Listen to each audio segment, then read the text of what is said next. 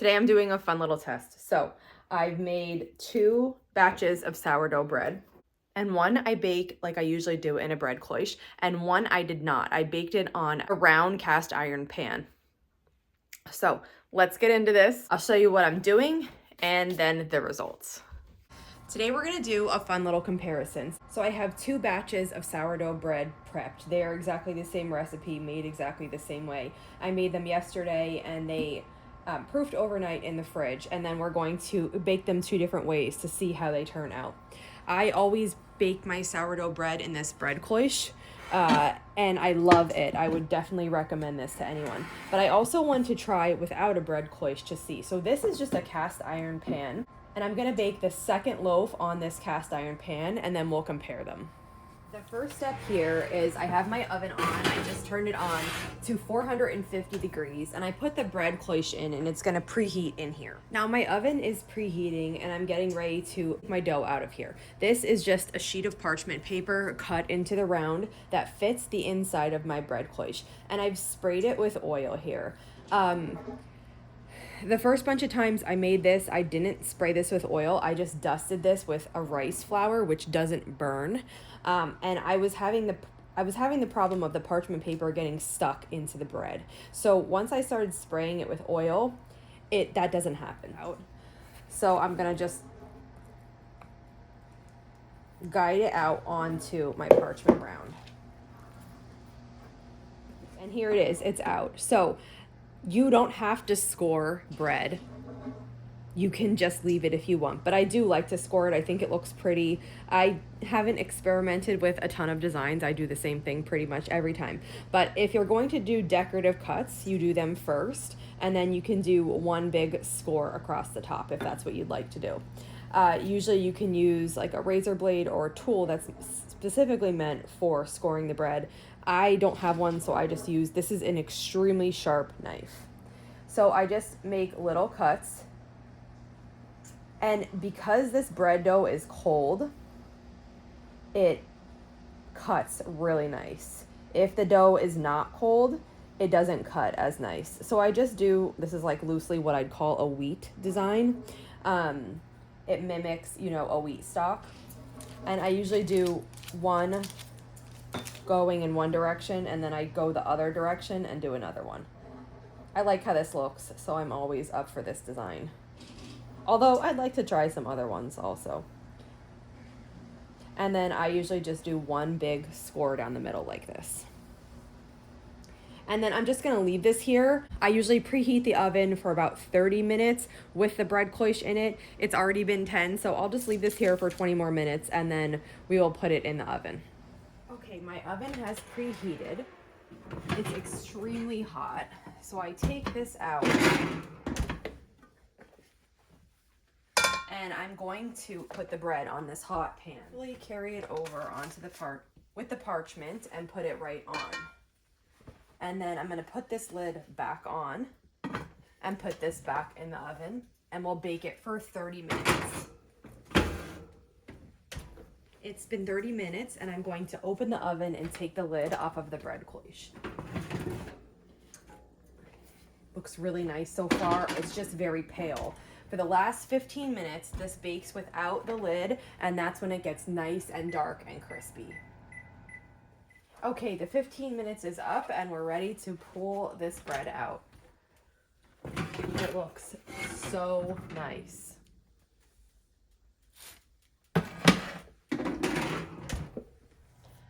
Okay, so this loaf just came out of the oven. It's extremely hot still. It's looking really beautiful. It's got a dark, crispy crust. This baked for 30 minutes with the bread cloche lid on and 15 minutes with the lid off. I'm going to take this just off of the bottom now and leave the parchment paper behind and let this cool completely on a wire rack. Meanwhile, I have the cast iron pan preheating in my oven. I'm gonna let that preheat for 30 minutes. Let's get the other bit of dough ready. So I have a round parchment here sprayed with some oil. I'm just gonna wet my hands.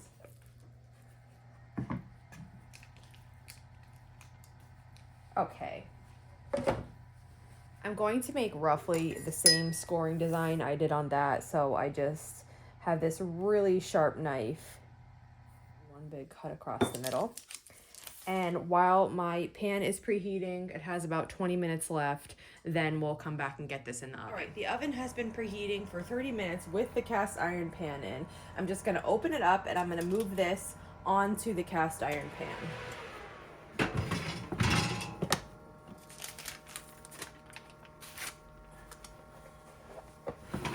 Now, this is kind of an experiment because I've never done it like this. So my other bread takes 45 minutes, 30 with the lid on, 15 with the lid off. So we're gonna check back in 30 minutes now. And then we'll go from there. It's been 30 minutes. Let's just take a little peek at it. Okay, it looks good. It might not need the full 45. It's really misshapen too. We'll give it like 10 more minutes and then we'll come back and check on it. Okay, it's been 8 minutes. I decided to come over and check the bread, and I think I'm gonna take it out. I'm actually just going to grab the bread and I'm gonna let this cool in the oven. So this really kind of exploded out the side, not even in the cut that it should have come from. Like, I cut this cut down the center and that's the part that expands. Here that cut didn't expand. It expanded over here, which is interesting. I've never had that happen. Well, they look different now, don't they? Doesn't mean the inside of this one won't be good. It's hard to tell, but this outside is incredibly hard. Like I can't even, it's really hot, so I can't push it long, but I can't even dent it. However, this, it's hard and crackly, but so much nicer and better. So we're gonna let this cool all the way and then we'll come back and see. I'm curious about the bottom because of the way it like lifted. Let's just take a look at the bottom quick. Yeah, the bottom is really dark. Maybe cast iron wasn't the way to go with this. Perhaps a sheet pan, but I have a feeling you'll never get the results in the oven that you do with the bread cloche. Okay, so I cut this bread, and this is the one that is made in the bread cloche. It is crispy on the outside, but still flexible.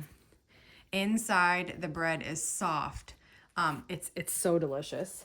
And now I'm ready to cut this one. This is still warm, but I think I can cut it. So as it cooled, it's softened up a little, which is really nice.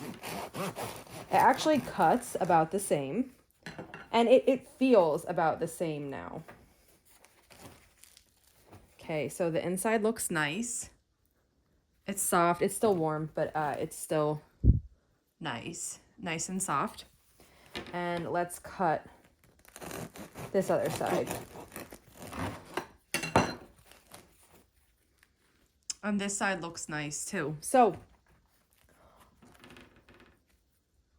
let me taste it to just compare, because I already had some of this before. It actually tastes really good. It tastes exactly the same as the other sourdough. So looks wise, this one's not that pretty. But it tastes good. And as it cooled, it got rid of that really hard crust that I couldn't even move before. So still good. Looks wise, this is a beauty. Tastes delicious. But all in all then, taste wise, they're pretty close.